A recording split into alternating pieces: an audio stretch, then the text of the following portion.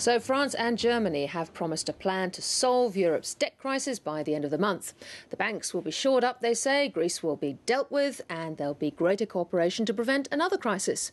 No surprise then that the response has been a little underwhelming. The lack of detail suggests the two nations have yet to bury their key differences, starting with how to pay for the proposed bank bailouts. Here's Philip Lasker. Right now, at least, global markets are hearing what they want to hear from two of Europe's most powerful players who are singing from the same song sheet. We are determined to do what is necessary to ensure recapitalisation of our banks, to ensure adequate credit supply, the basis for good economic development. This crisis, which is a financial crisis and created a lot of suffering in our countries and the world overall, requires from us a sustainable and comprehensive response. Music to the ears of investors around the world, but precious little detail. It's not the time to go into details of all the questions that were raised. We will stick to our principles and we will have further meetings with the European Council and the Eurogroup before the end of this month. All we have at this point, as I say, is a plan to have a plan. But given where markets had got to, given how much economic weakness and policy uncertainty markets had priced, I think that's enough for now.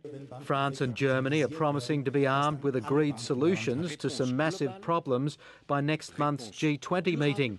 But some say they're simply papering over the divisions. The German government is now clearly pushing for Greece to default, and the French government is very much opposed to such a move because it would probably cost French banks and insurance companies much more than the German counterparts.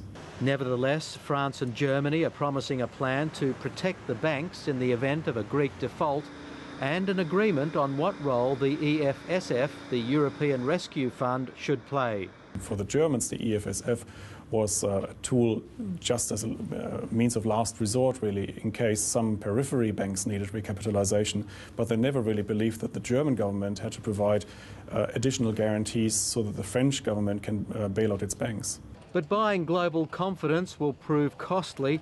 Not only do investors want a plan protecting banks from the painful plunge of their Greek asset values, but there's a second demand. That banks still have sufficient levels of capital to cope with any further sovereign write-downs. The Belgian government moved quickly to put out one spot fire, agreeing to buy the Belgian operations of Dexia for €4 billion, ending a 15-year cross-border relationship with France. We have sent our bid to take over 100% of the Dexia Belgian shares, and the board of Dexia has just confirmed to accept the offer.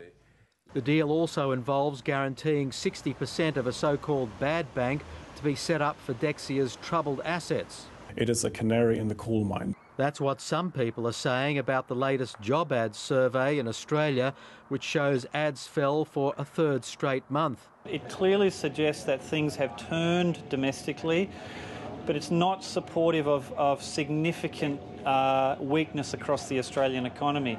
That may be in the hands of a handful of Europeans.